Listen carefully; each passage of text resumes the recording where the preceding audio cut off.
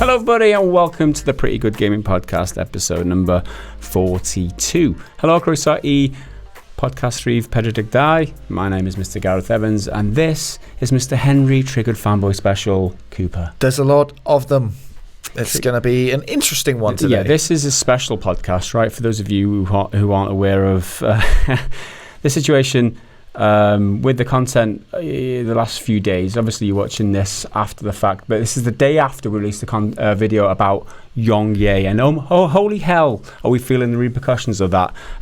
So there's a lot to discuss about the video that we made, why we did it, people asking why we turned on YongYea, why did we call him out, why are we attacking him, all sorts of questions. We're going to go through everything and just explain the reasonings for why we did what we did, and hopefully people will understand a little bit more the reason for what we did. Essentially, this isn't an apology video, this isn't just trying to justify what we did. It's just so you can understand. We did make a few mistakes which we'll go into as well with the video, but again we'll discuss them in time. At the end of the video we'll be taking the Discord questions and topics as usual, but the main bulk of this podcast, like I said, is going to be just discussing the complexities of the situation regarding the video we made, not specifically about Young, because that's not fair to what the video was, right? No. We made the video for anyone who's not aware of what it was. We made a video explaining about the news that microtransactions was coming to Cyberpunk 2077. Okay, that information is spread across the internet. People were like, "Oh shit, CD Projekt Red, we had faith in you and all this."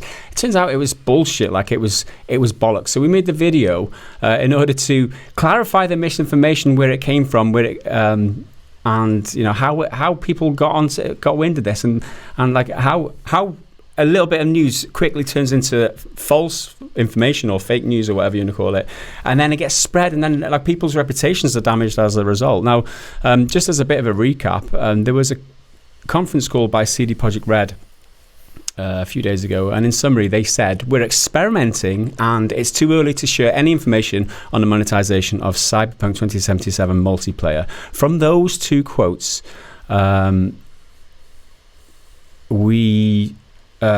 couple of outlets you mentioned the word microtransactions, which wasn't mentioned at all, and also YongYea made a video which the original topic of the original title of the video was Cyberpunk 2077 to have microtransactions, which is a complete fabrication. That wasn't true at all.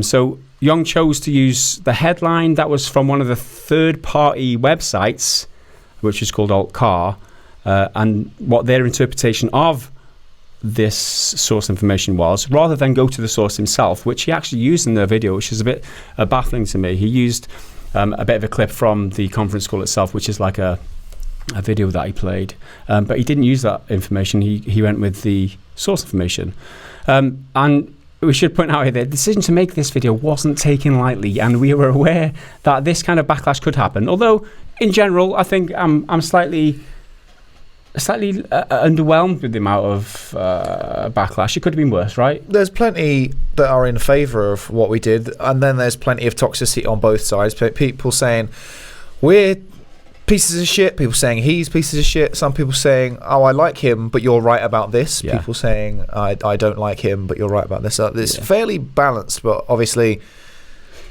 popular opinion often looks like it comes to the top of the YouTube comment sections, because so a lot of the more negative ones end up there because we upset some people. It wasn't an easy mistake to make, and I almost didn't include Young in it at all. But I thought about it, it's like, if he contributed to this misinformation, then it's only right that I mention him, because it's a fact that he did what he did, and it's like, how could I go easy on him, whereas normally we'd call people out for that. If it was Kotaku or someone, we'd be like, Kotaku have spread this false information. We wouldn't go easy on Kotaku. And in the same vein, I think it's right that if people make mistakes, that they should be held accountable for that.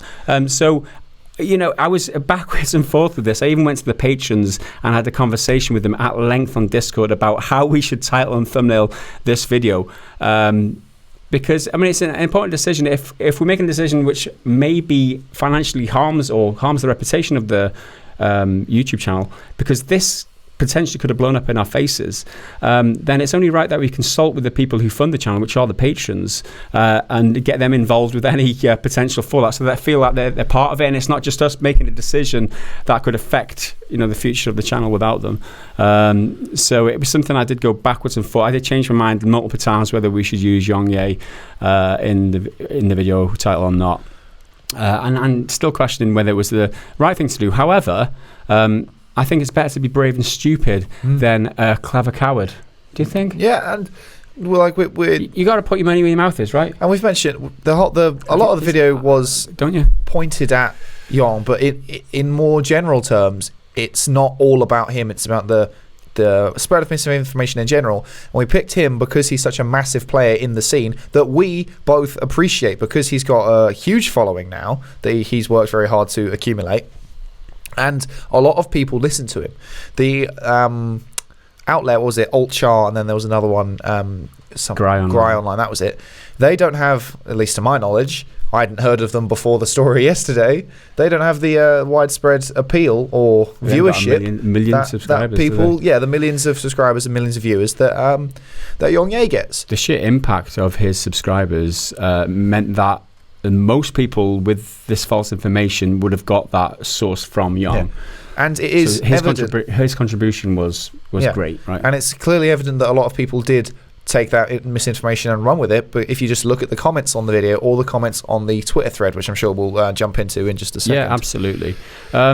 So having made the video, there was a lot of comments, people defending YongYea and questioning our motives for making the video. I did go back and forth with a lot of the commenters, because I'm always like that with criticism. I always want to find out what exactly they're criticizing us for, to see whether it's valid or whether it's justified or not, because I don't see all hate and criticism as always false or whatever. But I had a number of decent conversations with people in the comments, and I have to thank everybody who was kind of calm enough to debate it with me rather than just be hateful towards me. But I have to say, there wasn't one valid criticism of a video that was big enough so that I felt that we made a mistake in making the video in the first place. Yeah.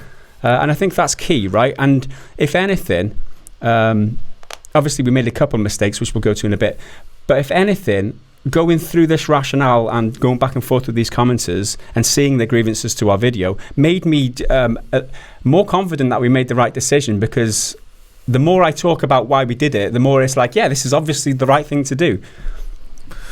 One thing that people have been saying in the comments, which again we'll come back to, is apologizing. And I definitely do not apologize. I will only apologize if I think it's right and I am in the wrong. If you made a mistake. I'm not. I don't think the video was in the wrong. Yeah. Don't think the video was a mistake. Categorically, I'm not apologising because I don't think we did anything wrong. Set that record straight. But for people who are questioning, well, why did we make the video then? Why exactly did we make the video? Why did we have Yong in it? Three main reasons. Because we wanted to firstly set the record straight on how the false information about microtransactions in Cyberpunk 2077 multiplayer spread, and to raise awareness, because many people still think that and believe that microtransactions are coming and is confirmed for being in Cyberpunk, and that's completely patently false. And we did say they may end up coming, but based on the information that was given, there is no clue that they're definitely confirmed. It just fundamentally does not say that. If we get that information out and how it came about and how it was and how it all panned out, the series of events, then people are informed enough to be able to discuss with other people who've got the wrong idea and say, hang on a minute, that's not how it was, this is how it was, because it's explained well in this video. That was the idea, right? Also, we obviously wanted to highlight YongYea's contribution towards the misinformation, because that keeps him honest, right? It's not like we won't call him out or attack him for any specific reason. He does that to other people, and we invite anybody who wants to raise a criticism about our content to be critical towards us, because that's how we will improve, right? We recognise our mistakes and we be better, and I think that's what YongYea should do here. And the last reason was CD Projekt Red deserve better than this. The reputation is in jeopardy now due to the resulting tweet, because it's weird, right? He's changed his title of his video and his thumbnail, so it's all corrected now, although it still implies microtransactions. It's less definite, because the original tweet said Cyberpunk 2077 multiplayer to have microtransactions. That was categorical in the original tweet, and that tweet still exists, right, in its current form, and people are still seeing that tweet, because the tweet doesn't update when you update the YouTube video. The tweet is always as it was when you posted it. So every new person seeing that tweet now is in danger of being exposed to this false information or fake news, and they might just watch the tweet, not see the tweet, not watch the video, and just think that that's the case. And that's to this day, to the time of recording, the tweet is still up there, so it's in danger of jeopardizing the financial as an example of some of the damage this has caused to CD Projekt Red. I've got 3 tweets here, and this is kind of the reason why we want to set the record straight. So one response to the YongYea tweet says, Mike, just Mike comments, CD Projekt Red, you need to abort this now. Cyberpunk game was a game I pre-ordered because I had good faith in you, but now, no thanks. Even if you make microtransactions in multiplayer, I'm out. I don't support games or companies that make microtransactions to feed the I need it sickness. So that was the first. Do you want to read another? Yeah. I love all this crap. Another one with a name that is very difficult to read because it's got interesting characters in it. Thanks to this move, I've actually gone from buy day one to a wait and see. Pretty disappointed, to be honest. I don't care for track records. Microtransactions are for free-to-play games, period. Put them in a game I've already paid for, and I'll be skeptical every time. And that's a comment based on so little information. We have no idea what the multiplayer thing's going to be like. We don't know if it's a standalone paid expansion or a free expansion in the same way as something like Red Dead Online, which is going to come a little bit after release. Yeah, and the last comment comes from Ed and says, they lied. They said at E3 there would be no microtransactions. This never ends. Well, and giving them a pass on it, Yong, seems very hypocritical of you, because in the video itself he seems we'll take a wait and see approach, even though his original title was microtransactions are coming. And this person got 50 upvotes on their thing, so a lot of people sharing that opinion. And the assumption in these tweets, and the people who reverberated this, retweeted and liked or whatever, the assumption there is that microtransactions are confirmed for Cyberpunk 2077 based on this tweet, and that's patently wrong. This is the misinformation I'm talking about. This is the damage to the reputation of CD Projekt Red that they don't deserve, that I'm talking about. So those were our motives. That's why we wanted to make the video and shed the light. People say we did it for clickbait reasons, for pettiness, for jealousy, or whatever. That's just empty words to us with no actual substance. A distortion of the narrative, you could say. That's what I've been calling it, because mischaracterizing us. Yeah, it just like, and again, Yong's not the only one to do this. He was just the biggest name in our small little pocket of YouTube of like gaming news and the way we cover it. He's probably the biggest name in there, so that's why we talked about him the most. But there's all these other outlets, small YouTube channels that I called trashy, and we'll come back to those comments in a bit, and then actual news media outlets talking about it, distorting the narrative because it's easy, and even generates exactly. It gets people engaging with your content, and that's the way everything works now. It's all about engagement, which, to EA's credit, when they say they want to increase engagement, in terms of marketing speak, it is what they need. It just doesn't make for a good product. Maybe that's why they generate all the hostility towards them, because that's engagement. It's boosting engagement. It's not making a good quality product that's going to sell well. It's boosting engagement. Okay, so let's move on now to a lot of the reverberated issues in our comments. A lot of what people said in our comments kind of echoed one another. So we've kind of summed up these 7 or 8 different grievances with our content, and we'll just go through our rationale or our clap back for that, really, because people just don't understand why we did it, and we've got reasons. So the first guy, or the first kind of thing that we're going to touch on, is why didn't we contact him beforehand? Why didn't we give him that courtesy? And Ren Sten is the guy who the comment we're going to read out. When you have more than 2 people coming after one person, they wouldn't do to anyone else due to fame or celebrity, then you better make sure you aren't trying to be some sort of gatekeeper. In this context, PGG punched down on Yong. They could have tried contacting him to correct the story or see how he got the conclusion and why. Instead, they made a clickbait headline and misleading thumbnail and attacked someone weaker than them for their own views. That sure isn't cordial. So specifically on why we didn't contact him, well, the video wasn't intended as a hit piece. It was exploration how the false news spread and just highlighting to everybody, that what the correct news is. The other point is that this is YouTube. It doesn't allow. You need a fast turnaround on YouTube, otherwise news is old. It doesn't allow for you to contact people and then to get back to you. And I'm pretty sure he lives in LA, which is the other side of the fucking planet. So when we were making it, he was probably, I don't know what the time difference is, but he's probably not available. Also, the other clapback is that it's almost guaranteed that YongYea himself does not contact the people that he makes videos about before he posts. Therefore, accusing us of doing something that YongYea does himself, or not doing what YongYea doesn't do himself, that's admitting a double standard. That's holding us to a higher level than you hold Yong yourself. So that grievance itself is null and void on that basis. And the comments about him saying we're punching down, they grate on me, and it leads into a nice segue into the next point, which is why are we attacking other YouTubers? And I've got a separate comment from the same person, Rensten. I swear, everyone attacks Yong and ignores the community and people like Mad Queen and Kaziuluski, forgive me if I've mispronounced the name, just because Yong is a successful individual YouTuber. Now, this is the person who's accusing us of punching down. I'm not familiar with Mad Queen or this Kaz person, but I'm familiar with Mad Queen, and I'll just say that she does make some good content on Cyberpunk. She knows her lore for sure. After a very quick YouTube search, they're both Cyberpunk focused channels. So Mad Queen has about 21,000 and the Kaz channel has just under 7,000. If we went after those channels, which are smaller than us, that is exactly what punching down is. In case you don't know, it's typically used in comedy. So if you're a comedian, you go for someone bigger than you. You go for... That's why you can attack politicians, because they're bigger, they're higher status. You don't go for people smaller than you, because then it's bullying, which is exactly what this person's accusing us of. We have around 300,000 subscribers and falling because of this, that, and the other. And Yong is doing better and better. He hit 1 million recently and is doing really well. He's at the peak of his career, realistically. This isn't bullying. This is self-destruction. If we attacked these channels, that's punching down. Or if I name-dropped any of the trashy channels that I referenced, that's punching down. But he's one of the biggest in the little our pocket. And he's a big boy. He can fucking handle himself. He should be able to.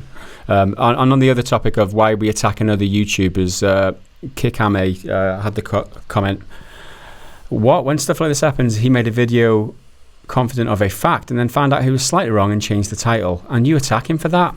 Heaven forbid it happens to you guys. Now, this wasn't an attack. I think people are mischaracterizing us on this. This was us clarifying the facts, like I've said, setting the record straight. And if people do feel like it was an attack... if people feel like it was an attack, they didn't listen to and watch our video very closely. They just literally praised him. Yeah, we did. Saying he slipped up this one time. We look up to him, right? Yeah. That's what we said.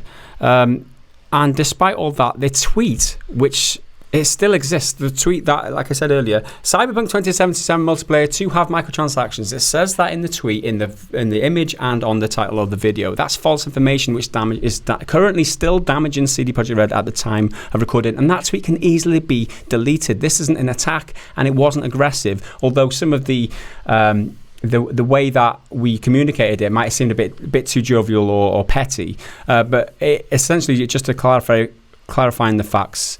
And we suggest him to move the tweets. Like we all make mistakes. This is one that still needs correcting in my eyes. Then there's comments about giving him the benefit of the doubt, because it is just a mistake, and everyone makes mistakes every now and then. And he had bad or incomplete information. And this was quite a lengthy one, so you're going to have to bear with me. It's from Robert John. Pretty good gaming, specifically where you allude to him being intentionally deceptive in order to generate clicks, which I feel of itself is misleading to us PGG subs, because it's not giving him the benefit of the doubt in that he just made a mistake based on bad information.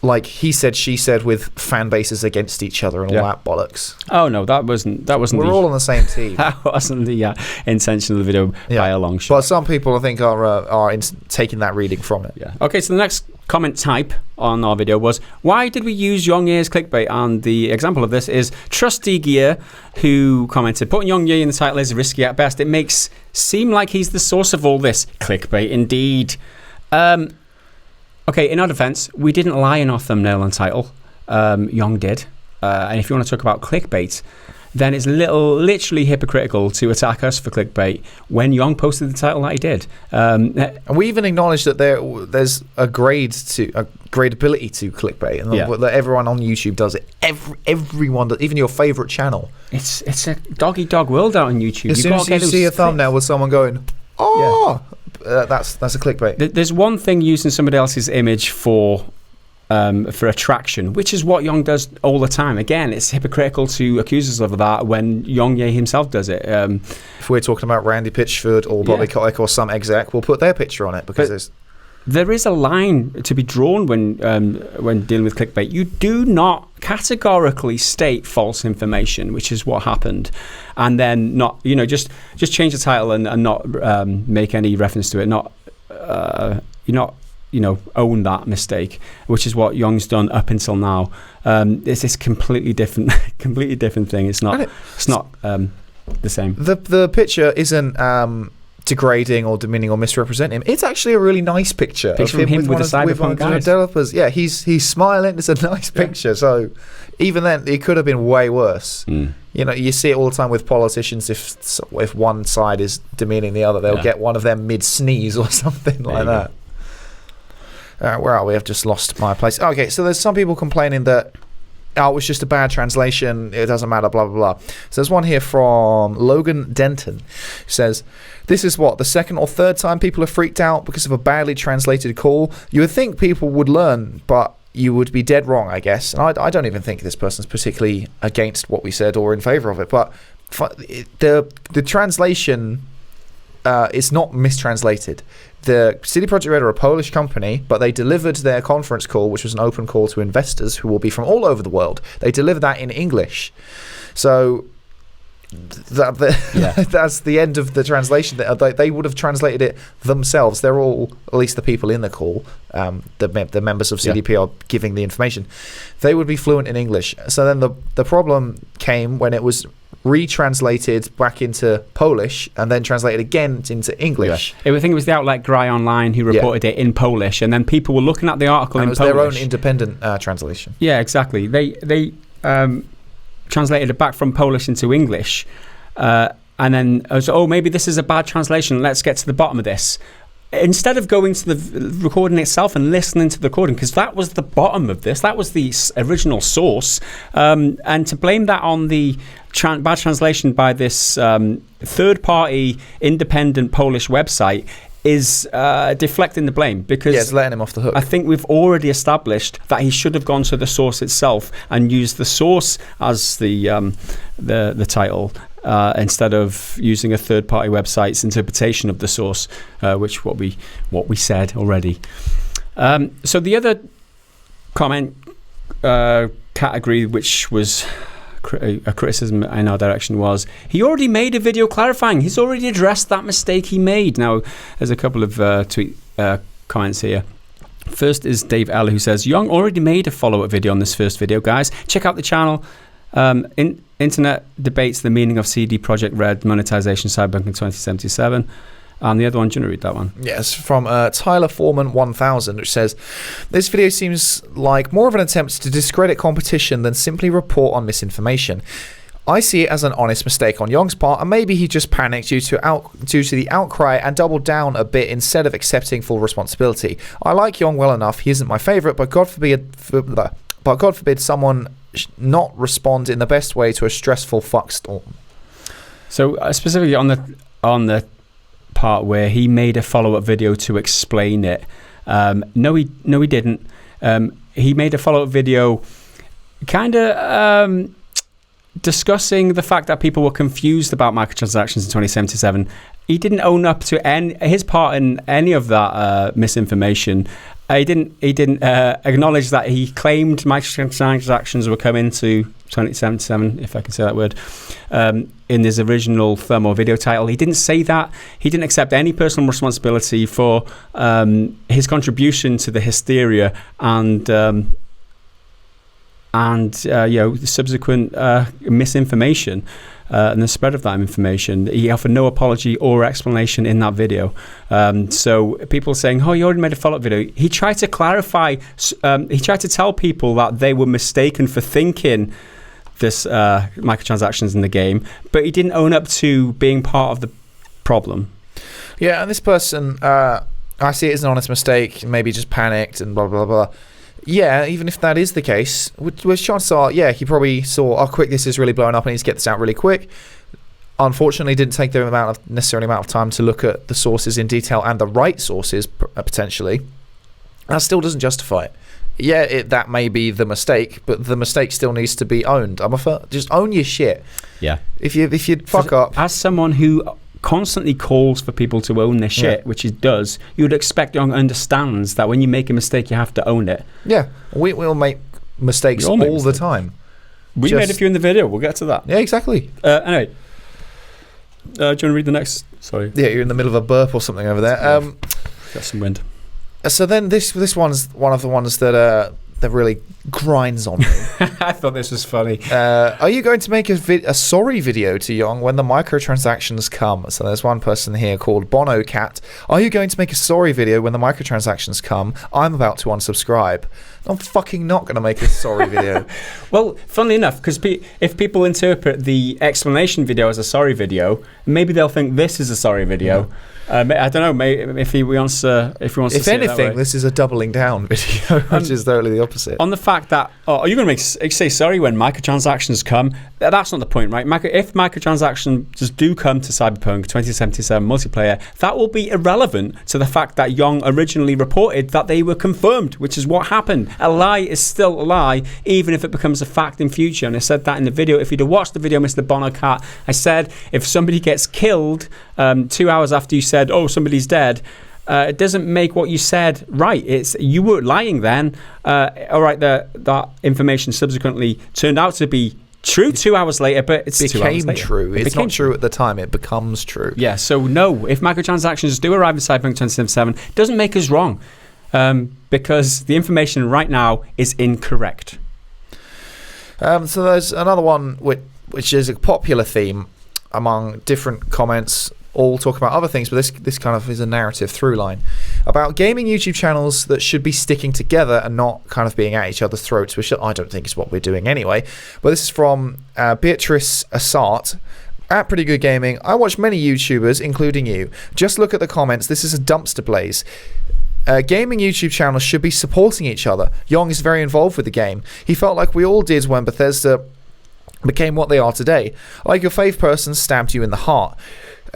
Think what you may have done think what you have done may destroy your channel. Why did you do it? I think it's for clicks and jealousy. I fucking hate shit like that. So jealous. Watched your vid twice now and you were laughing like you thought this was fun. I mean, we take the piss out of everyone for starters. Yeah, that's the tone. And it was, I think in reflection, the jovial tone of which we delivered a few of the lines was a mistake. It's one of the mistakes. Spoiler alert to the mistake part in the bit. But yeah, that's a good point. However, I don't believe in this. No matter what, no matter how badly people are, Henry, we should be supporting one another. If people tell lies on the internet because of the gaming channels, we should support them, right? It's a bullshit narrative. I mean, you clearly have a different opinion, but I firmly object to that sort of nonsense, because if your friend is making bad fucking decisions, you tell them to stop, because it is not good for them. And we've said it multiple times. Yong's among the best of us at what we do, and he is quite consistently among the best of us, and this time he dropped the ball and is better than this, and can be and should be.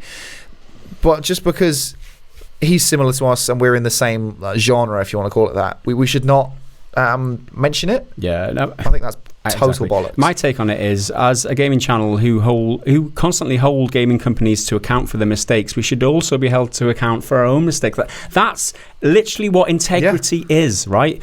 We want Yong to be better than this. He speaks for the whole gaming community, and sharing information like this in a rush to generate content, it does have an impact on all of us, because we get categorized in the same category as YongYea. Oh, YouTubers are just doing it for the clicks. That type of thing is, reverberates around for us, and we're literally here generating content and fighting to uphold decent values in the gaming industry. And if we don't hold to those values, truth, honesty, integrity, and owning your mistakes, which we always preach, how can we hold others to the same values if we don't hold to those values ourselves? And if we did it for clicks, it obviously didn't fucking work. So we only got like 17,000 or something. So it's not even like it's a fucking success. I mean, YongYea is not the attraction he makes out. People are making out, but at least it should have got 1 million on that video. Again, This is just jovial. We're just making light of it, because without comedy, for making a fucking joke. Life is a drag without laughing. You don't laugh at your life, then fucking it's not worth living. Anyway, moving on. I thought you guys were better than this, says Mathias Dutzig.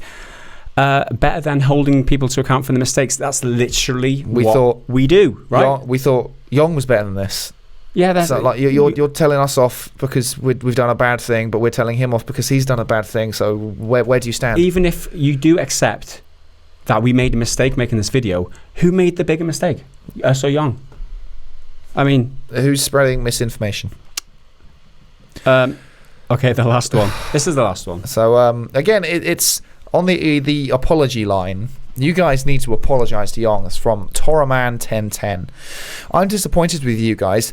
Better make an apology video after this, or fucking what? Or fucking what?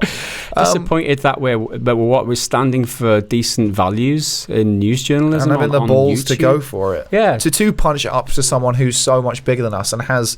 If he came after us, strong fan base. He could do some damage. I mean, I'm hoping that he sees the light and admits or recognises that he did make a mistake. Or even if he disagrees, engage. Yeah, and talk about it, and not be too destructive about it. Hopefully we haven't done that either. We hopefully haven't been destructive about the way we've gone about it. Hopefully we've been respectful enough, because that's the way we approached it, right? We're trying to be as respectful enough, but also call people out for the mistakes, because he did screw up, and he should own and correct the mistakes that he's made. And I think rather than making an apology, we don't need to make an apology. We all know how we're justified. Yeah, we all know how YouTuber apology videos are just the worst. They're so disingenuous. Yeah, if they ever put music in, it's when they're so highly edited. If it's one one take thing and it's just them sitting there blubbing, I have a bit more sympathy. But when you've got fancy editing and J cuts and music, I'm like, what are you doing, man? However, we did not make a mistake in producing the video. We stand by it, gone through all of these criticisms. We believe still that we made it for the right reasons. I'd do it again. And we'd probably do it again. However, there were mistakes made in this video. We've said it before. And we're always about owning our mistakes. Now, the highlighting of these mistakes only came from reading through the comments and having a back and forth with the commenters. And I enjoy that. I enjoy having the back and forth and somebody shine a light on something that was previously unknown by me. It's like, oh yeah, actually, you've actually got a good point there. I like this moment because it's a learning process. It's making yourself better by understanding, oh shit, yeah, I could have done that better. Anyway, with that said, the first mistake is that one person pointed out that we did not acknowledge that the content of YongYea's video was different to the title of the video. Yeah. In the video itself, it was pretty balanced, and he said something along the lines of, we'll have to wait and see. Although he was kind of assuming that monetization means microtransactions, which I've got a problem with in myself. That's just his opinion. But then the fact remains, he only mentioned that microtransactions are confirmed for Cyberpunk 2077 in his original title and thumb. and the video itself was pretty balanced. We failed to acknowledge that fact in our video, and that was a mistake. Yeah, totally. It's not a huge mistake, but it was a mistake. Even if it was just a one-line comment, like the content of the video itself is pretty solid, but we're only here talking about the title and thumbnail, just as like a disclaimer. That would have been enough. But yeah, we dropped the ball on that one, and we are here to say, we fucked that up. The other one we fucked up was talking about all these trashy YouTube channels and only mentioning YongYea and having him in the title of the video. People think that that was an obvious slight at YongYea and nobody else, because it was just saying trash YouTube channels and we didn't mention anybody else. That again was a mistake. Yeah, I mean, I can understand why people interpreted that the way they did, but that's not what I meant when I said it, and I did misspeak perhaps. But I'm not going to name drop any of the other channels, because that would be punching down, which is bullshit. And a lot of them are much smaller, you know, even just a couple of hundred or even a couple thousand subs. And it's just, a lot of the time there's so many, I don't even know the fucking names of them, because they just come up. If you type in Cyberpunk microtransactions, you get the big ones like Yong, I think Layman are in there now. I don't know if Angry Joe's done one yet, but all those bigger ones. Yeah. But they were reasonably balanced in their thumbnails, apart from Yong, obviously, this is why we have this problem.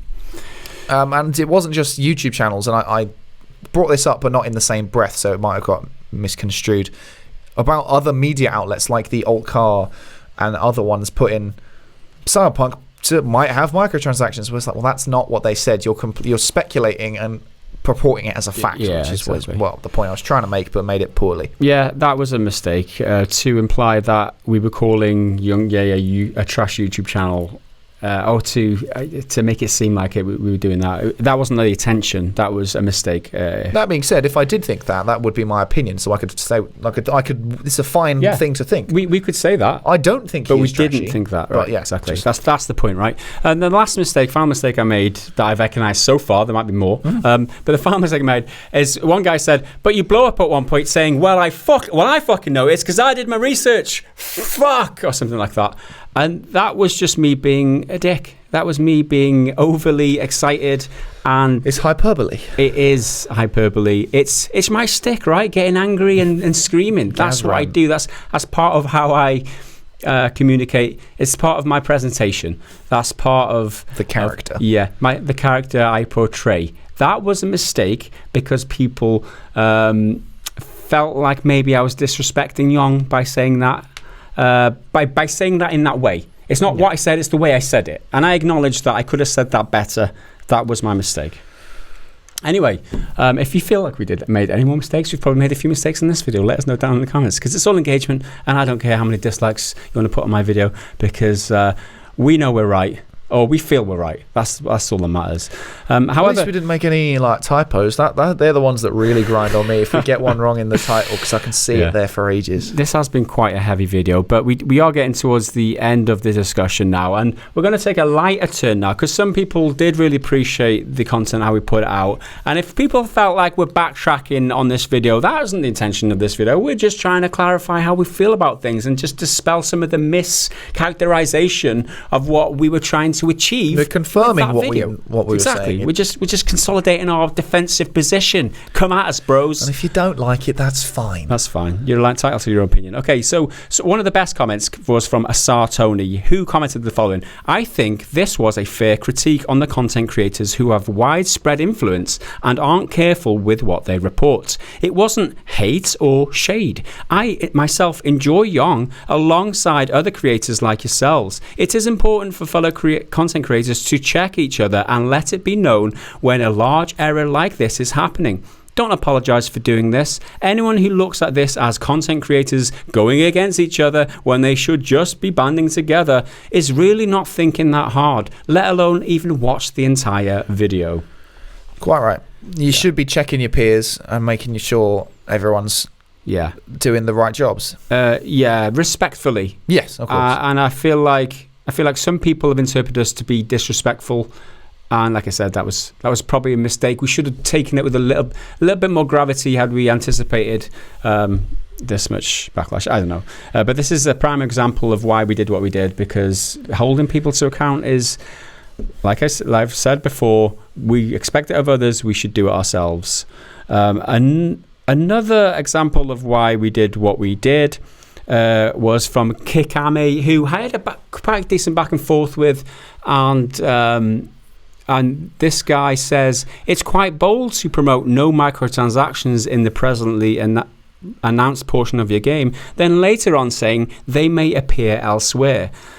And it's like, hang on a minute, you're assuming that they've said that microtransactions may appear elsewhere, and he's completely misinterpreted the information here. He's been hoodwinked. And having watched YongYea's video, which I'm sure this guy has, having watched our video, which I'm sure this guy has, he still believes that CD Projekt Red mentioned they may be bringing microtransactions to Cyberpunk 2077. So I corrected him. I said, this is what the whole point of this video is, to clarify this misinformation, because you yourself, having watched the video, not just seen the thumbnail, you've even watched the video and still think they said microtransactions may be coming, and that's completely wrong.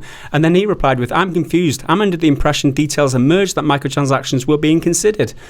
And that was completely wrong. That's the point of our video. And not only did he have to watch YongYea's video, watch our video, and then have a conversation with me before I actually had to say it to him in a conversation before he actually understood what that information was. And I guess that is an error on our part, because if so many people did think we were attacking, we don't think we did that, but evidently something's gone wrong in the communication there.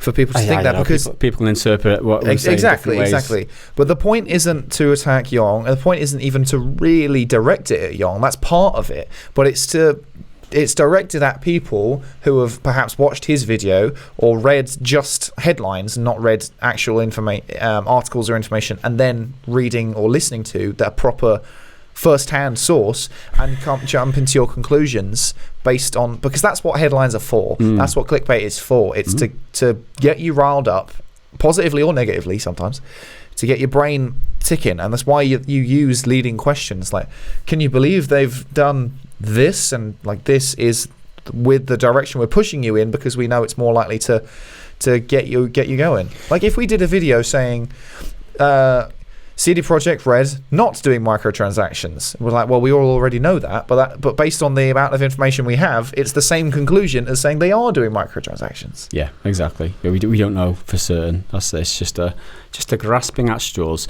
So in close, this is the end. That's it now. I think we've gone through enough, and it was a lot. It's quite heavy, but I feel like the reason we go through this and the reason we have this conversation is because we all have the opportunity to grow and be better, right? And that's the whole point. Again, we keep reverberating it, but we all make mistakes and we all can be better, and we hope that YongYea does get the message that we don't hate him. We're not here to attack him. We just want him to be better, just like we want to be better. That's why we reply to comments and we think through carefully what the criticisms with our content is. But YongYea does have to admit he has to be better than this, because we can all be better.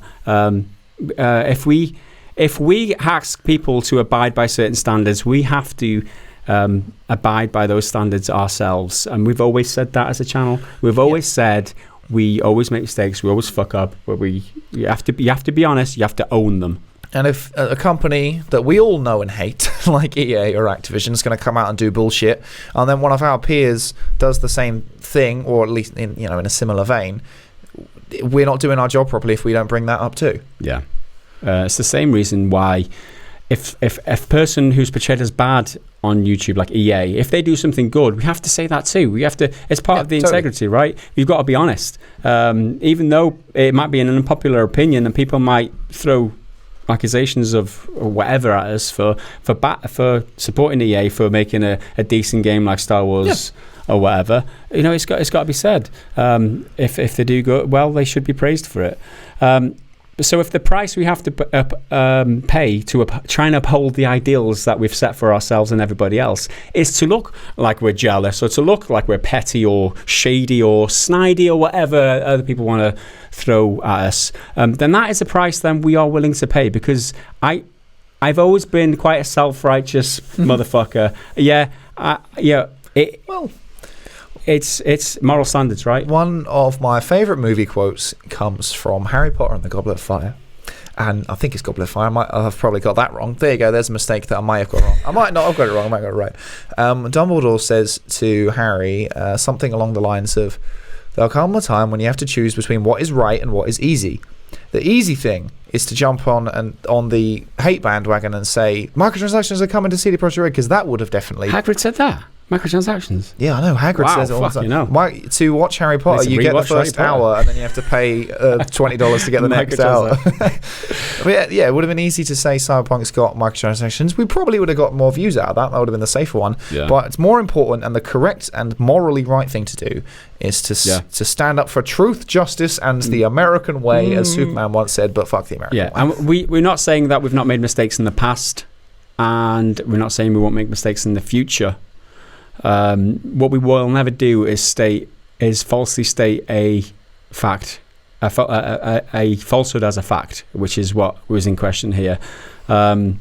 Clickbait, we've discussed about the gravity of that. However, we all want to try and be better. We're all going to try and do better. We're all playing the YouTube game, but I think that's YouTube's the one who's winning out of all of this. Yeah, we're all fucking losers. We're all getting. Anyway, that's the end of our discussion. Like I said, apologies if it's not your usual podcast content and if you're expecting anything else this week, but I did feel like we had to get a lot of that off our chest so that people begin to understand, because I think that if people are angry with you, the best way is to come out and explain yourself and to explain your reasons behind doing what you did. A lot of people are angry at us for doing what we did, for calling out YongYea or for attacking him or whatever, but we did it for very good reasons, and we still hold and believe those reasons to this very day, and we still think YongYea has reparations to make by deleting that tweet.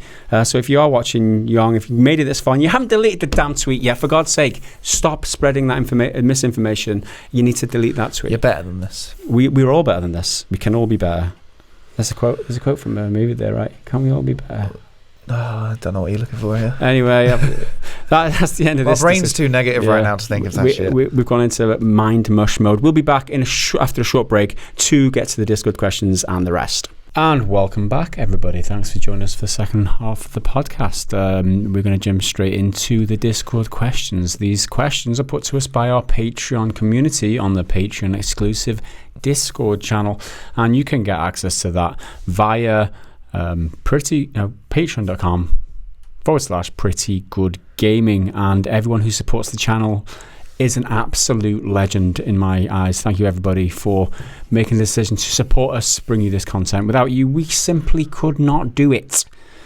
So one of the rewards, obviously, you get to ask some questions for us and discussion topics.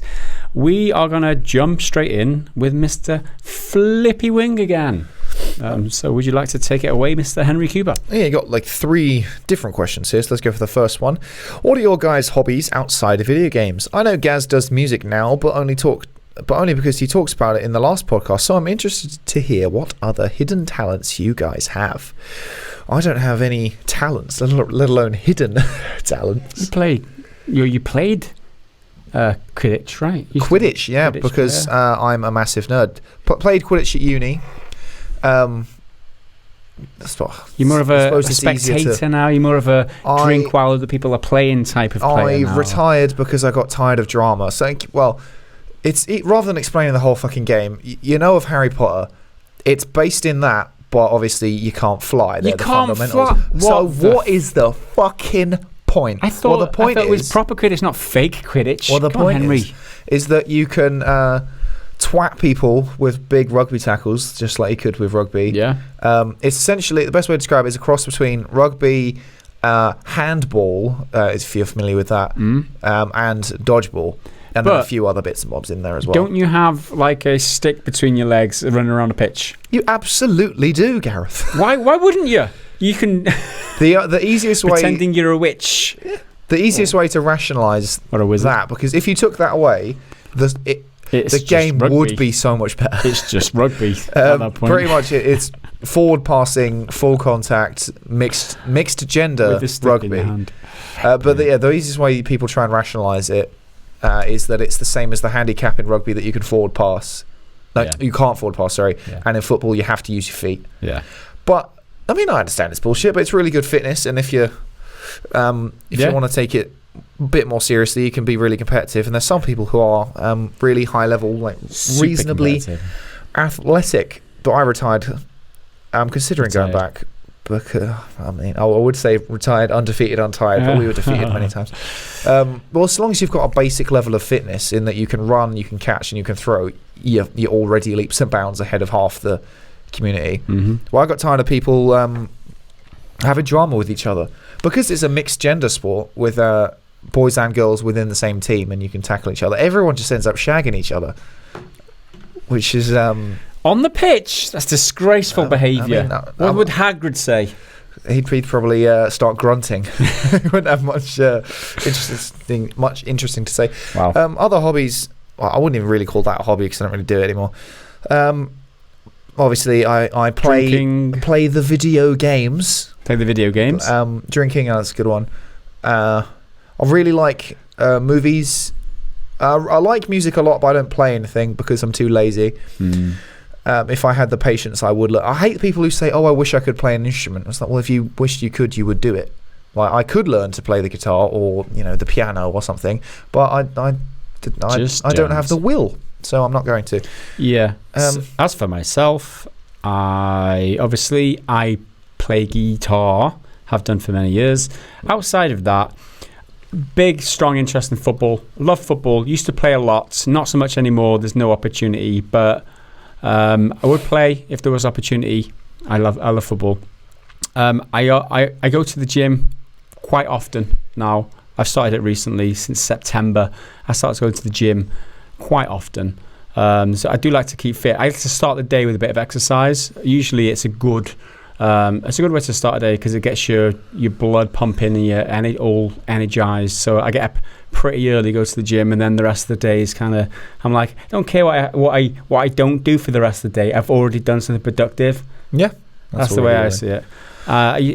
Jogging, I used to do a lot of jogging, not so much anymore, but I do like to do some cardio too, as well as occasionally reading or audiobooks or podcasts. That's not a talent, but it's still something I like to do.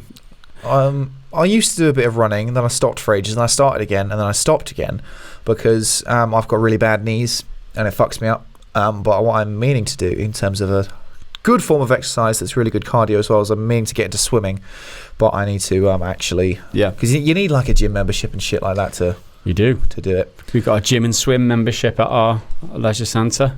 I never swim, I just gym. But there you go. All right, next question. What do your friends and family think about you guys doing YouTube as a full-time job? Were they against it at first because it's not a typical job, or were they supportive? Most of my mates, they just take the piss, and they're like, how's it going being a vlogger? And I'm like, wait, it's shit because I don't do vlogging. That's just not what I do. I'm not a very good vlogger because I don't make them. What the fuck are you talking about, mate? Well, no, a lot of times it's like, well, how's... Did you actually them? I did actually them. It's like, oh, how's things going? Oh, well, we pissed off this part of the community because they didn't like what we said about this. And other than that, everyone's like, well, yeah, cool, whatever. Pays the bills. First off, my wife was very skeptical. I had a full-time job in the factory, and I was like, I'm going to do this. YouTube started paying me money for the silly guitar videos that I'm posting. If I'm making like 3 pence per video, if I upload 1 million videos, I'll make enough money to quit my day job, and that's what I'm going to do, god damn it. And I said that to my wife, and she was like, yeah, right, whatever. That's probably the right thing to say. Yeah. Unless she's supposed to be skeptical. Yeah, she was like, yeah, all right, believe it when I say it. She wasn't like, no way, I'm going to crush your dreams, stop believing in this bullshit. She wasn't like that. She was like, when they humour you. Yeah. All right, yeah, okay, whatever. Didn't believe me 100%, but I did it. I got to a point where the number of guitar lessons on my YouTube channel and the amount of subscribers that I had was enough in order to sustain, replace the income from the factory. And I was like, shit, if it wasn't for my wife and the support that she's given me along the way, I literally wouldn't be here now. We wouldn't be here now. But she's believed in me from that point, and she provided so much support behind the scenes. She doesn't get enough credit, and she does deserve it because she's a legend, essentially. So yeah, she's very. I'm thankful that she's there supporting me along the way. And I mentioned, like last night, for example, I mentioned that we were getting a lot of shtick off the subscribers, and an instant reaction, because she was like, "Oh, why are you on your phone?" And it's like, well, I'll get loads of shit today with a video. She was like, "Oh shit, sorry to hear that." It's like, it's not like, "Oh, get on with it." Yeah. But she's very supportive now. She's totally come around, and in more ways than one, she provides a lot of support.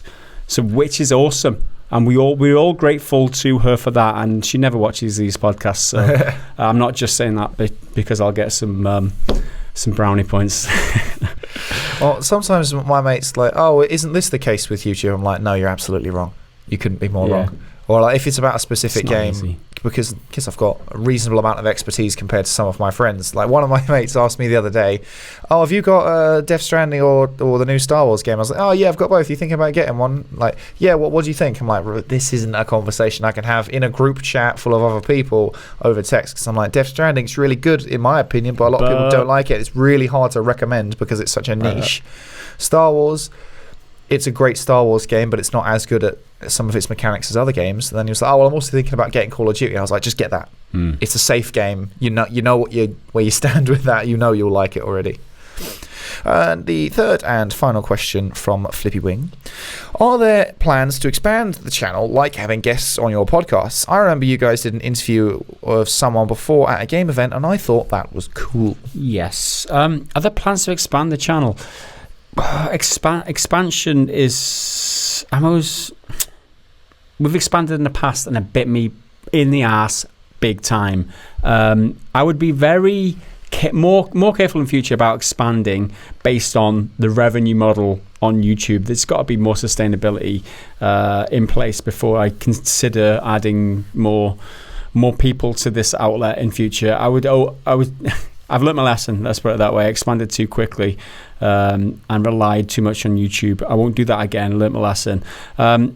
As far as having guests on your podcast, I wouldn't rule it out. I think it's an awesome idea. However, it's just so much more convenient not to have to rely on other people and have to organise getting other people in. We are in rural North Wales. It's not like we can nip down that subway, mate, and get on a train and go and interview someone like we could in London or something. We can't do that. It's like there's a huge commitment in order to travel or to get someone else here. We could do them remotely on Skype. Given everything that's happened this week, I'd love to have a chat with YongYea on the podcast. I'm not even joking. I think it'd be a really interesting conversation. We're like little fleas to him, and he just swats us away. We're nothing to him. He's the mighty YongYea. I'm saying that flippantly. It's not disrespectful. I'm just trying to make light of the situation. Don't hold that against me and write nasty comments because I dissed him. That's not my intention anyway. All right, what's next? I'm preempting the outrage already. Having guests would be great if it was more convenient. I'm not saying we won't do it. We could look at it, but not right now. Aki Maren is next. Okay, this is a long one. You seem to like last week's question about renew, sell, or erase. We certainly bloody did, dude. But you were very quick to answer. We were. You're right. Let's continue the story and see where your studios will end up. Last week, Henry Studio launched a very successful sequel to The Witcher, and Gaz's studio launched a very successful sequel to the Elder Scrolls franchise. You guys are now very successful businessmen, and the whole gaming community is looking at you to provide another or produce another great game. So, just to recap the rules of the game, you've got a decision of three things. You can either renew a game, which is make a new game in the franchise, which is a guaranteed hit. You can sell a game franchise, which is sell a game to a studio like EA or Activision, who will monetize the hell out of it. Or you can erase it. The game is gone forever and no one will be able to play it ever again. So, this week's franchises are 2D indie side-scrolling games. And would you renew, sell, or erase the following: Hollow Knight, Shovel Knight, or Limbo/Inside? Well, I've not played in full any of these. I've played a little bit of Limbo, and I really like the look of Inside. So those two are the ones that, as a package, I can't remember who the developer is, but I'd renew that just because I like that, and it's the one I've actually got most experience with. Absolutely. The other two, Shovel Knight might have to be the one getting erased. and I think Hollow Knight could survive. But then again, I think which one's more valuable to sell to EA, which I can get, because we have to look at this from a business perspective. Which one's going to get me more money as my businessman? I think Shovel Knight might be more popular than a Hollow Knight, but I don't know. I disagree. I think Hollow Knight is more popular. You reckon? But then again, I may be wrong. So Playdead are the developer of Inside, and they 100%, Inside 100% has to be renewed, because Inside, albeit a very short experience, is absolutely beautiful. It's a fantastic game. I loved what I played of Limbo. Inside, you have to play it. Don't read spoilers. Yeah, it's on my like mental wish list. It's like 2 or 3 hours as well. 2 or 3 hours long. Pick it up for cheap. Play it on a subscription service or whatever. If you can get it on Game Pass, whatever. Play it. It's worth it. It needs to be renewed. Hollow Knight can die. It can shrivel up and walk away and never look back, as far as I'm concerned. It's one of those games that hurts you. You die. You lose half an hour of progress, and it's just evil. I don't like it. I don't want it, and will kill it quite happily. Thank you. And Shovel Knight will have to be sold, because I'm happy for that to continue living, whereas I'm not happy that Hollow Knight exists and continues into the future. So that is the answer to them. Hollow Knight, I did not have a good. It's a great game for what it is, Metroidvania type of thing, but when you die, you lose a lot of progress, and it's not fun. It really is not fun. I did not have fun with that. A lot of people do. A lot of people love it. That's up to them. But they're not the businessman making the cold decision. I'm the one in charge here. And I'm out. So the bonus question: what are the names of your hypothetical studios? I mean, Goliath Studios. I mean, Goliath. Well, especially if you're a big guitar, Goliath game exec, and you're fighting Little David, which are these indie game studios. Fuck them, because you're a big evil Goliath giant monster. Yeah, that's me. Goliath Studios. That's easy, because I'm known as Goliath Guitar and all that. What could I have? Coop Corp for Cooper Corporation. Coop Corp. That works. Any better suggestions? You probably got them. Leave them down in the comments. I'm relying on you, Rob Lowe. I'm pretty sure you've got a better suggestion for both of us, because you're that kind of you've got the nous when it comes to these things. Next up is Coloni99. Hell, I liked last week's question. Akimarin, well done. So that's the same question. It was the sell, renew, or erase question. Yeah. That said, I'm worried by this week's news. With the adpocalypse just behind us, and copper, which shouldn't be as huge a topic as it is, in front of us, YouTubers are jumping on every trending topic just to get that bit of money that YouTube is granting you guys. That leads to the content suffering hard, especially in news channels, critics, and everything that is built around information and goes towards hype and panic. How do you feel affected?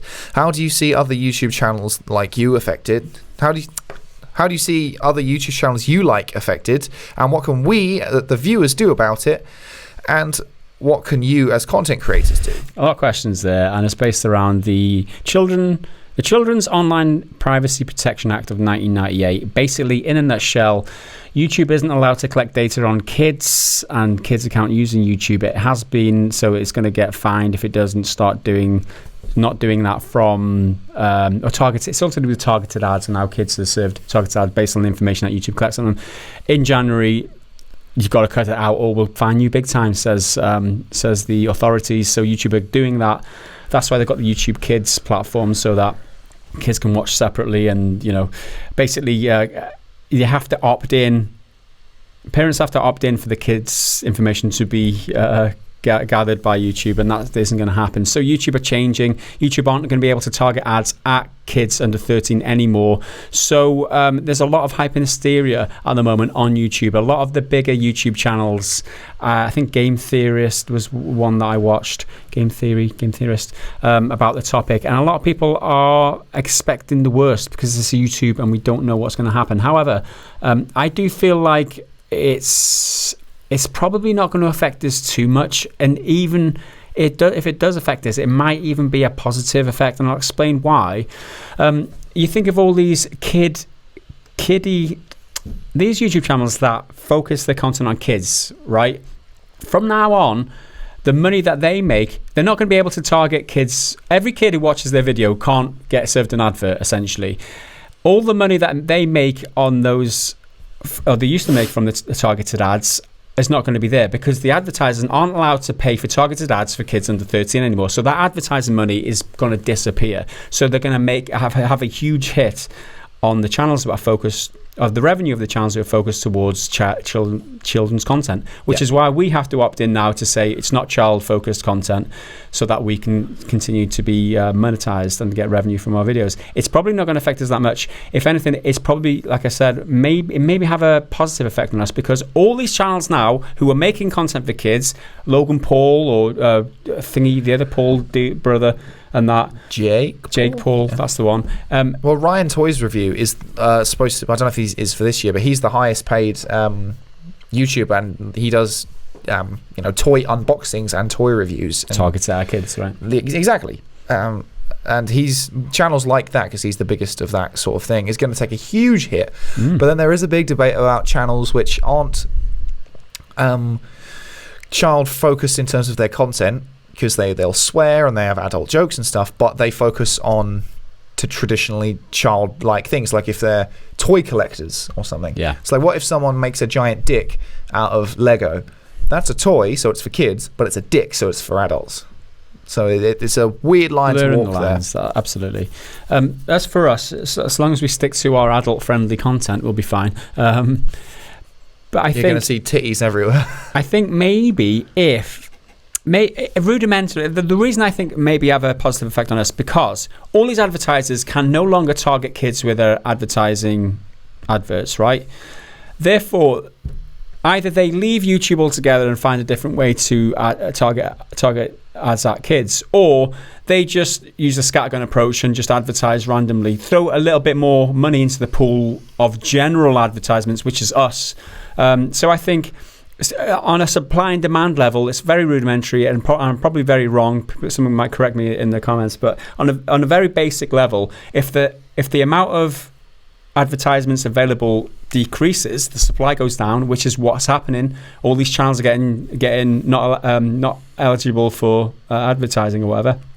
If they get shut down or not able to serve adverts, then the demand goes up for advertising space, which is where we step in. The price of advertising goes up. The people who do advertise get more money as a result. Maybe I'm wrong with that, but I think maybe we see an increase of AdSense revenue on a CPM basis. That's just speculation. That's just my little interpretation of it. I don't believe any of the hype and the panic that a lot of the YouTubers are saying now regarding R-type channels. I think R-type channels will be fine. Yeah, the whole thing, as with any significant change to YouTube, it's going to have a bunch of teething problems. It'll take time to settle down, but then people will find out new ways to get around it, and there'll be all kinds of new clickbait techniques that'll keep people afloat. We didn't research a lot into that. That's just like info on the top of my head. I probably made a lot of mistakes explaining what copper is and the effect it's going to have. Please correct us in the comments. Be nice about it. I'm just trying to do my best with the limited intelligence that I have, essentially. Well, I think you've got the next question, right? Did I not read the last one? I think I did.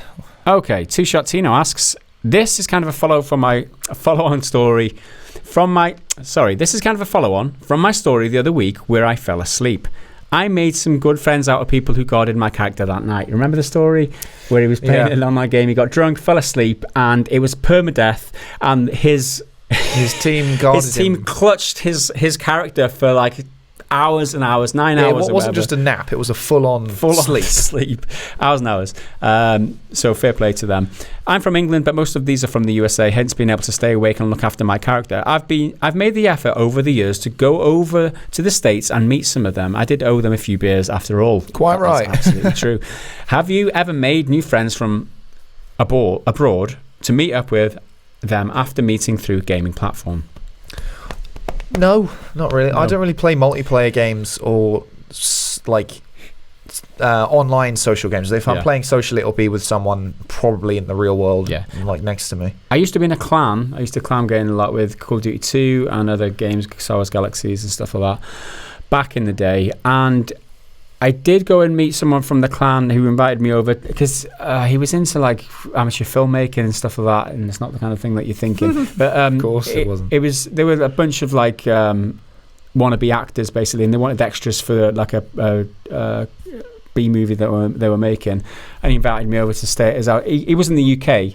Russell, his name was. Good lad, proper nice chap. So yeah, it was pretty weird meeting someone for the first time that you've only met through the voice online and never seen a picture of them. So that was one experience, and that was specifically through gaming, but it wasn't abroad. However, I have met someone from abroad, but not specifically through gaming, which was the music channel. I had a meetup and with other musical guitar-based YouTube channels. Met Andre from Holland, who does Your Guitar Workshop, through the comments on YouTube. Went over to stays over his house. He stayed over at my house. We actually organised a guitar event in Holland one year, and we invited loads of other YouTube guitarists over, and we held an event together as YouTubers, which was fucking awesome. One of the best experiences of my life, still to this day. It was Andrew Van Bolo and a bunch of other YouTubers who I wouldn't have met otherwise through the YouTube.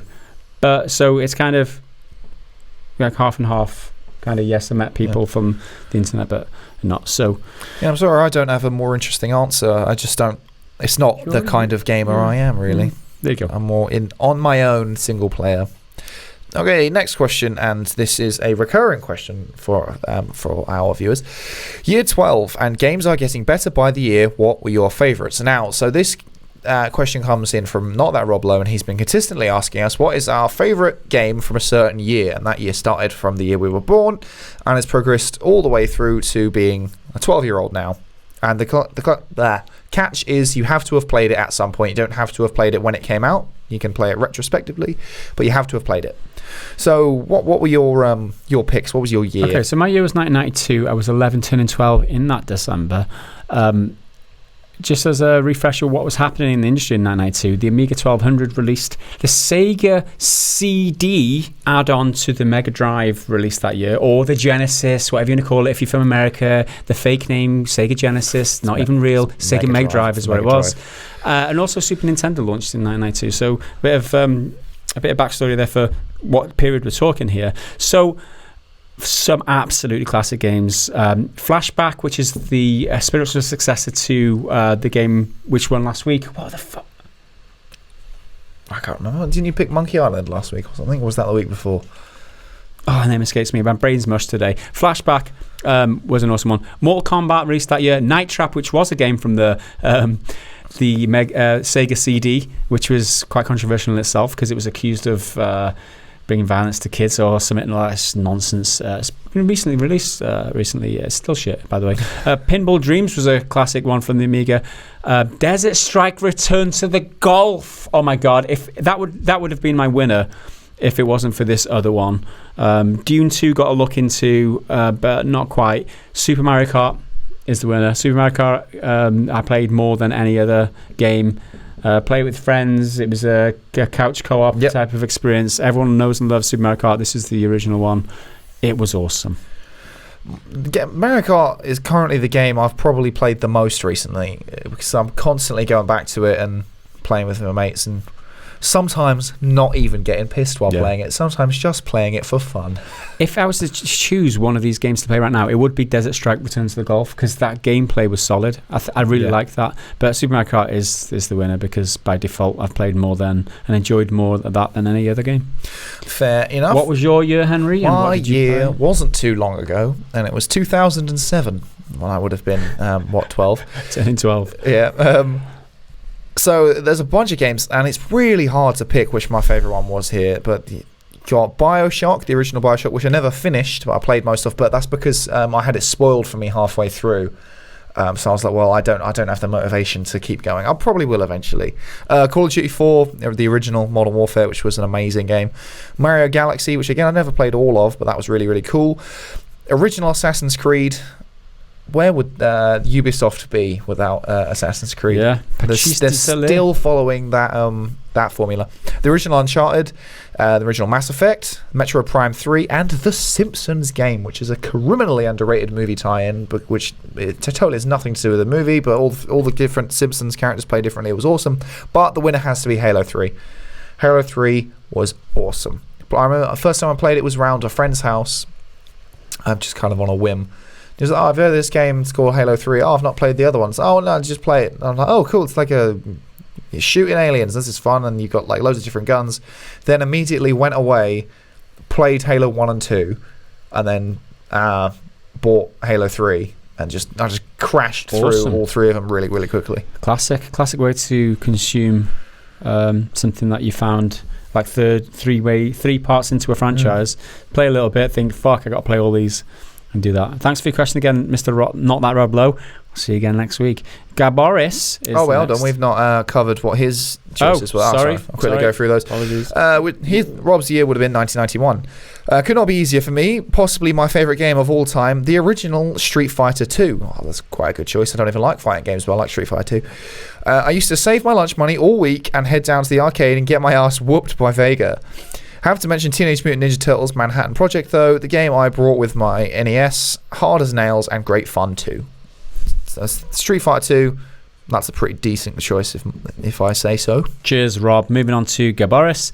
Let me pop back in real quick with an idea I did not think through. GAS, Gear Acquisition Syndrome. Do you have it? How do or / would you deal with it? Explanation. GAS, or Gear Acquisition Syndrome, is the urge to buy some new fancy gear / tech / merch, even though you don't need it, or your current one just doesn't feel right for no real reason. Musicians seem to get it, so maybe at PGG Gaz has experienced it before. For example, I bought a Steam controller for €5 plus €15 shipping, which is when shipping exceeds the price of the thing you've been had. A bad deal to me the other night on a pure whim. I won't lose any sleep over it, but I haven't used my current Xbone controller since I bought it, so this is probably a collector's thing for me again. I've bought the Steam Link controller. On that very basis. Oh, it's on offer. Let's buy that. Didn't make use of it. Never used it. I hate controllers. Why would I buy a controller, guys? You're so stupid for buying a controller. You never use controllers. I know. I completely am. I don't really buy tech like that, and because I'm quite scroungy when it comes to money. Because I'm like, well, do I need it? But when it comes to like t-shirts, I've really had to cut down because for a while I had 2 separate t-shirt subscriptions, one of which was really good. It's like a monthly, sends you a t-shirt and it's got like cool stuff on it, and you can either do it as be random, or you can select from a given selection, and you can just cancel it whenever you want. There was another one which was supposed to be a t-shirt and a comic book or graphic novel, but that was garbage and they just didn't send it half the time, so I cancelled it, and then they made me jump through hoops to get a refund. So that's a bad one. I'm getting into the bad state when it comes to like collectibles and shit, because I've never been that into collectibles because I've never had anywhere cool to put them, but living with my girlfriend now, we've set aside specific spots for cool shit. Recently I had some time to kill before my train the other week, and I bought just a small, like that tall statue of Geralt for like 30 quid, and it's really decent quality. I was like, I have no idea where I'm going to put this, but I've got it now. But yeah, when it comes to like tech, it's never really a barrier. Although the one I did quite big recently, which was just because it was on offer, I bought a new watch. But my birthday is on Sunday, so I'm kind of thinking of it as like a birthday present to myself. It's very pretty. That's fair. And it was discounted from like 120 something down to 104, and then with another coupon it was down to 80. You're practically making money. I'm earning money. You're making money there. So I thought I'd buy it for myself. Awesome. Little techie things. I am that kind of person who will look at things like portable battery things, whatever they call them, portable batteries, because the kids are always like eating up their juice on their phones or whatever, and they're like, Dad, can you charge this up for me? And it's like, well, we're going out now. Oh, it's always convenient to get a mobile battery pack thing. So I'm always looking for like bigger and better ones of them for my faults, basically. But yeah, little like SD cards and shit like that. Don't really need them. You got those, but I always look for them. But thanks for your question there, Mr. Gaboris. If anyone else has any GAS, gear acquisition syndrome, let us know down in the comments. The next question or topic suggestion was from Metal Shark. However, there are a couple of 2 or 3 of them here. I'm going to ask you, Metal Shark, can you ask me these again next week? Because we haven't had the time to put the required research into these, and we're on a bit of a tight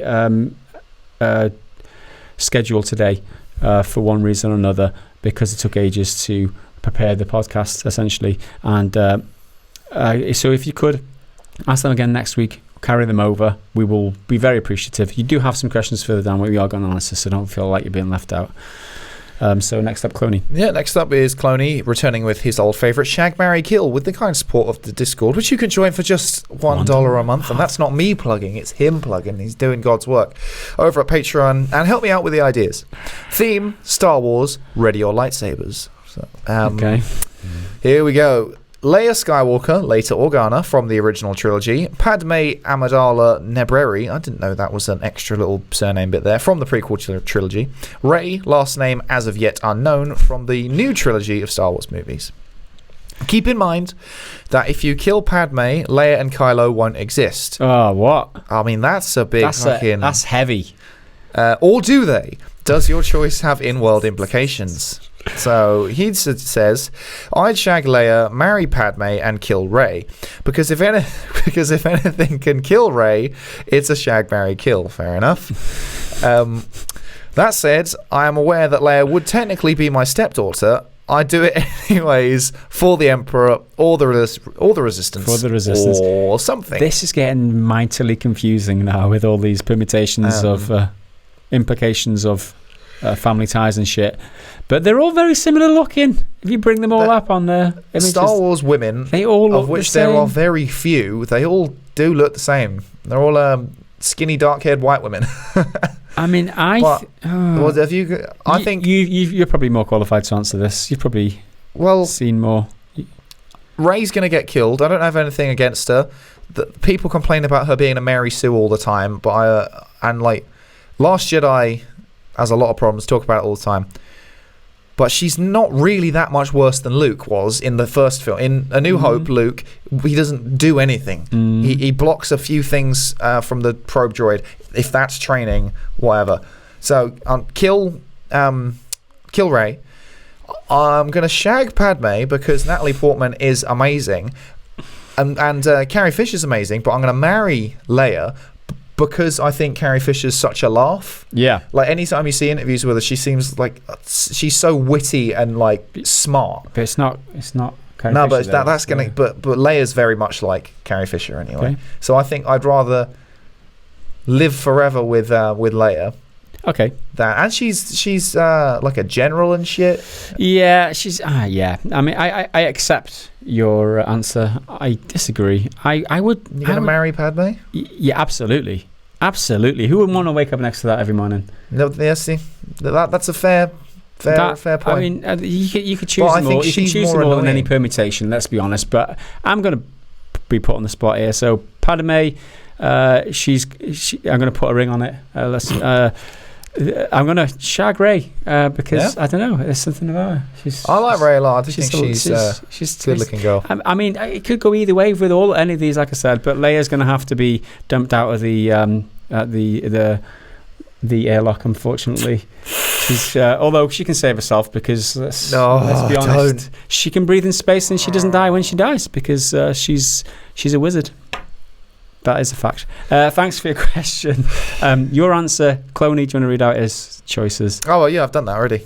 Oh, did you? Okay. Yeah. Thanks for your question, Mr. Cloney. And next up on the podcast question is the aforementioned Metal Shark with 3 questions of his own. Questions. If you ran Activision/Blizzard. Try again. Activision Blizzard. Would you join in with any specific current or upcoming game subscription services/streaming services to look to make your own? Would you join in with any services or look to make your own? So would you put your games on Game Pass or would you make your own? It makes more sense to make your own. Yeah. A big publisher of that. Yeah. If I ran, I wouldn't do any of them. I don't think they've got a big enough catalogue to do their own, and I don't think they'll get enough value out of joining anyone else's. So I would stick rather than twist. You reckon? Yeah, I would do that. As a businessman, if I ran the business, I've got to make a business decision, I'd probably stick. Well, I think they've got a load of...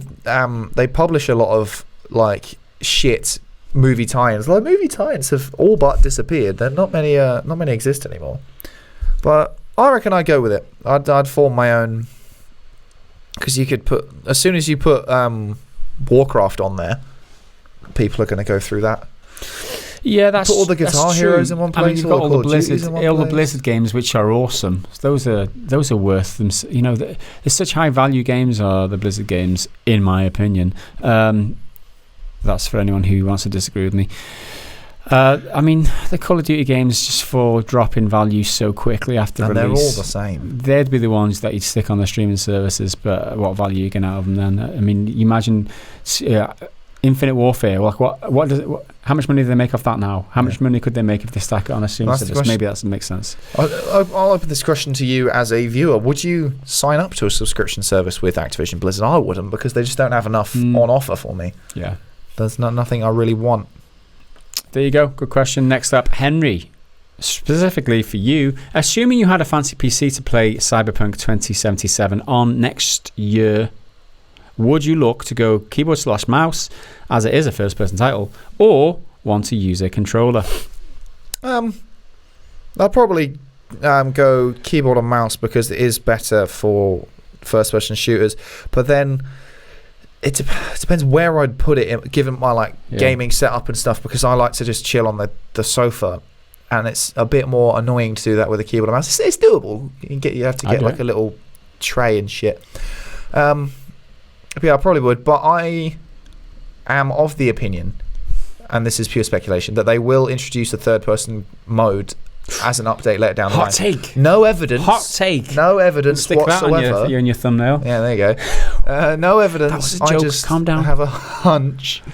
But given that they were promoting how much it's going to be in third-person cutscenes, and they changed that, and a lot of people are getting upset and shitting on them because it's not third person, because I know personally I would prefer it, and that's one of the best things about games like Skyrim and the Elder Scrolls is the ability to switch, and of course the most recent example being Red Dead and GTA, because in Skyrim in particular I'd go through the world in third person as like an adventurer, and then I'd switch to first for combat.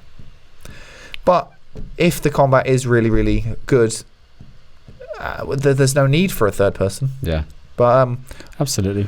Well, if it's third person, I mean, I would use a controller. Whatever's more comfortable. I'm not going to judge you for it. No, well, you can't dispute the flexibility and versatility of a mouse when it comes to shooters. Yeah, absolutely. First person always owns for my. Even third person, I find that I'm just more used to it. It's just how it is. Whatever's most comfortable for you, go with that. Let other people judge you. I'll use a light gun, a House of the Dead light gun, and that's how I will play it.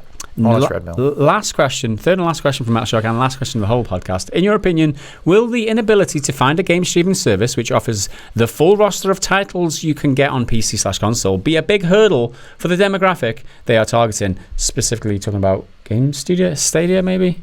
Talking about Stadia? Is this so? There's no game streaming service which has enough of a complete roster to poach the people they want for that. Well, I suppose we need to figure out what the demographic is. Because for stuff like Stadia, the big question is, who is this for? Yeah. So it's unclear who the demographic is. It's most likely to be a more casual community. But in that case, I think they probably wouldn't be as fussed about a library.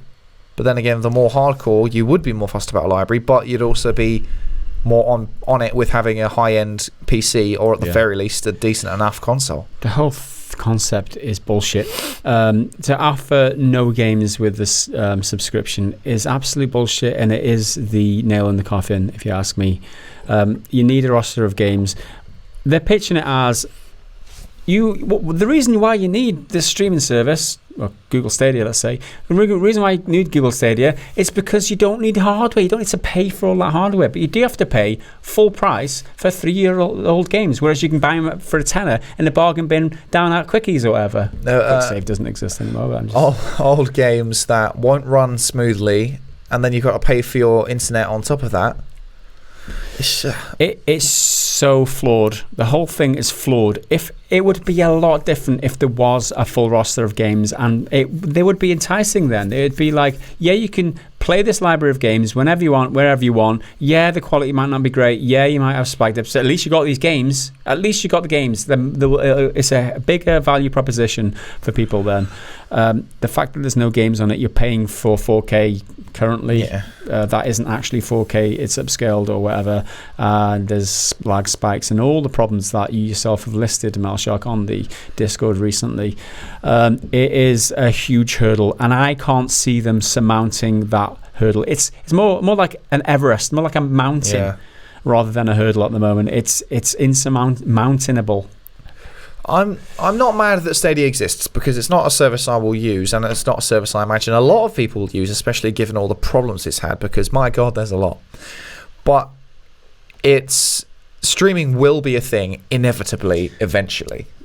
Whether we like it or not, all the trends suggest that's the way at least part of the market's going. I don't ever think streaming will get rid of proper downloads or physical. Physical will always exist to an extent. It's definitely going to die out, and you probably won't have any brick and mortar shops in like 10 years. There won't be games, or what's the American one? GameStops. GameStop. But Amazon and online retailers, think of like Woolworths' big UK store was a huge institution in the British High Street years ago. Recession happened, the whole thing was destroyed. It still exists. It's purely online though. It does exist. It's just not a real shop. Yeah. So I think a lot of these game retailers will move to purely online only. We shall see. But thanks for your question. Anyway, Mr. Metal Shark, any thoughts of your own? As usual, leave them down in the comments of this video. It's now the time we usually go to YouTube comments, but I feel like we've read so many comments, and I'm quite worn out. I've got a couple, maybe.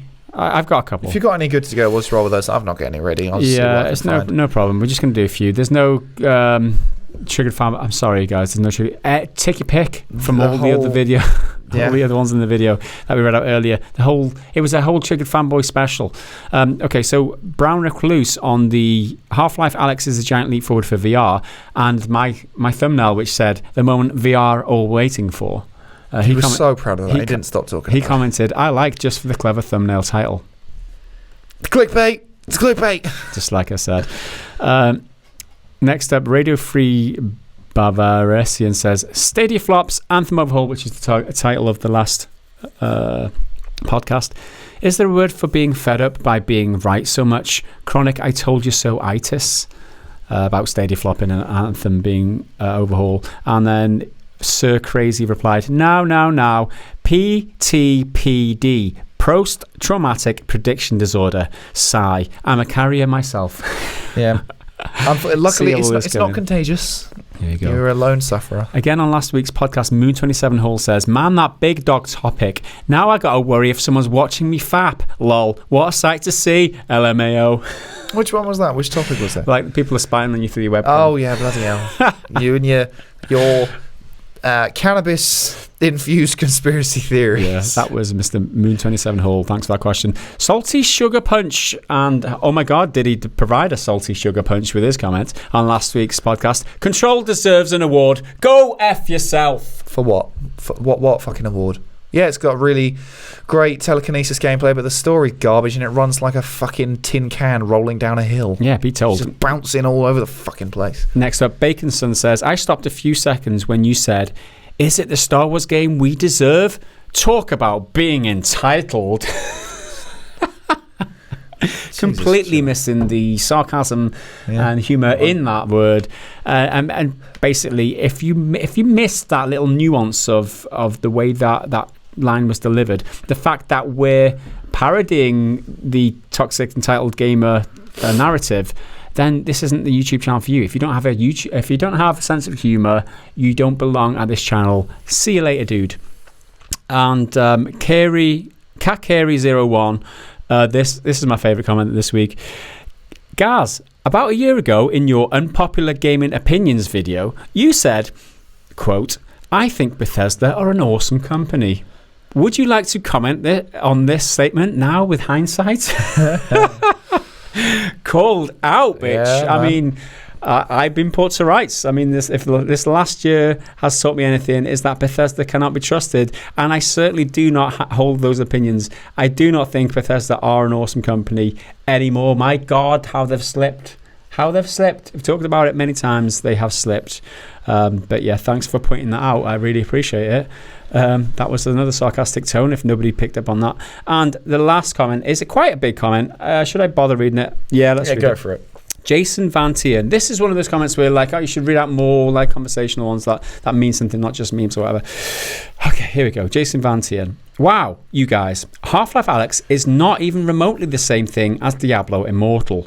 Where I was questioning, where's the outrage? It's for God's sake. Anyway, Diablo Immortal promises to be a cheap Chinese-made game filled with aggressive microtransactions. It is an unashamed cash grab that only further harms the Blizzard brand. It is proof that Blizzard's high standards of quality are a thing of the past. Everyone knew Diablo Immortal would be garbage the moment that jackass came out on stage and said mobile. Half-Life Alyx is a high-end PC VR game made by Valve themselves. They told us a good year ago that they were making a AAA Half-Life game for VR. We knew this was coming. It looks fantastic and appears to live up to everyone's expectations. It's looking like it is the perfect VR game we've all been waiting for, which is pretty much what we said. They claim it is about as long as Half-Life 2. We covered that too in our video, and will fully support all PC VR devices, which is exactly what we said in our video. Parroting our own information. Yeah, it's on the podcast. You obviously didn't see the video which we made about it. No. Also, we have no reason to think that we'll have microtransactions of any sort. This is the direction VR has been heading since it launched nearly 4 years ago. This is exactly the kind of game VR players and VR naysayers have been calling for years. Exactly what we said in our video on the specific topic. And then he goes on, you guys claim to talk about gaming news, yet you sound very out of touch on this. Where is the outrage, indeed? It was a flippant throwaway comment on a podcast made for meme purposes, essentially. I was comparing them broadly because they are non-mainline entries in the franchise, and then they're on different platforms, and they're isolating themselves from the main consumers. It was a flippant comment. You made a lot of good points of why they are different, and that's the reason why that you absolutely nailed it when you said that they're different, because it's a cheap Chinese. One's a cheap Chinese cash grab, and the other one's made by this and other. Absolutely agree with you. A bit below the belt saying that we're a bit naive when we made a whole video on all those points that you said about Half-Life Alyx, but we're going to let that slide because you obviously didn't see the video. But I do appreciate the comment because you did make some good points. Well, I've got a final positive, funny one here from Lost Soul, and it was on our podcast from last week. Having a poo. PGG uploads poddy. Perfect start to my Sunday, lads. How long does it take? There's podcasts. That's a 2 hour long podcast. Exactly. That must be giving birth at that point. Sissy Led's comments back. This must say something about the content that it's what we watch while taking a shit, or how long we spend in the bathroom. Exactly. Good. I think it's probably a bit of both. Yeah. If you're spending nearly 2 hours on the lav, you might want to go to the doctor. Yeah, you might want to see the doctor. Obviously, finish listening to the podcast first. Of course. Because, and then tell him about it. So, how did you first know something was wrong? Did you see blood or anything like that? No, I was listening to this podcast, and here it is, so you should check it out. Anyway, thanks for watching and listening this week, guys. It was a bit of a different one, but I hope you appreciated it nonetheless. We'll be back to normal service resumed next week. If you want to ask questions for the podcast, head over to the Patreon Discord you can get access to from patreon.com/. youtube.com/prettygoodgaming, and head to the Ask Podcast Questions channel, and then we will read them out. Pretty much read all of them every single week, usually, unless we don't have time. Sorry about that, Metal Shark. We'll get to that next week. And on that note, we will see you again next week. Until then, thanks for watching. Bye for now.